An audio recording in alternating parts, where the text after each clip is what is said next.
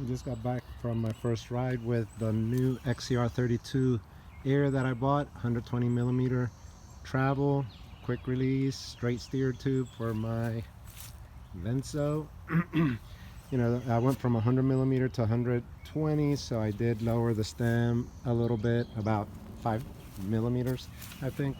So it felt a little better, felt a little tall at first, felt a little twitchy for the first half mile, then I got used to it, and I must say that it was a worthwhile upgrade. It's still a rather inexpensive fork, so I got this one for about 150. I think it's $157 with shipping.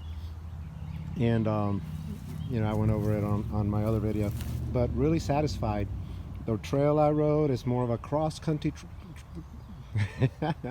cross-country trail, and it's it has plenty of roots. It has little rock gardens, and this ate them up really well. I could definitely tell the difference between this and the coil version that does not have the rebound. This one felt plush, it felt smooth, it felt planted, it felt like I was in good control. So really happy with the fork and really happy with the buy. I was kind of second guessing myself whether I should have gotten more expensive fork. This is plenty for the trails I ride on. This one, it definitely feels better than the coil. Very smooth, not as smooth as my Fox 34, but I'll tell you, about maybe 75%. And it still needs to break in. I have it at 90 psi. I'm probably about 205 pounds with my backpack, and it felt a little stiff, but it needs to break in.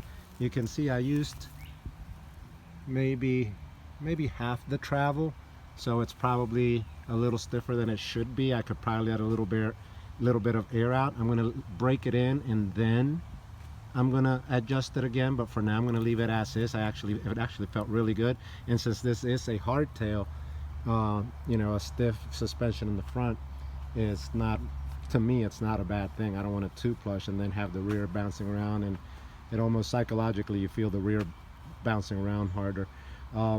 So the other thing you can see is, you know, there's a little bit of grease there. Like I said, it's the first time out, it needs to break in. We'll see how it, you know, long term how it behaves, but really satisfied with it. So I think it's a worthy upgrade for, you know, a budget build, and very in control. And unless you're riding really tough trails, really rough trails, I think this is a good fork. So leave some comments. This is super brief, just an update, and thank you for watching.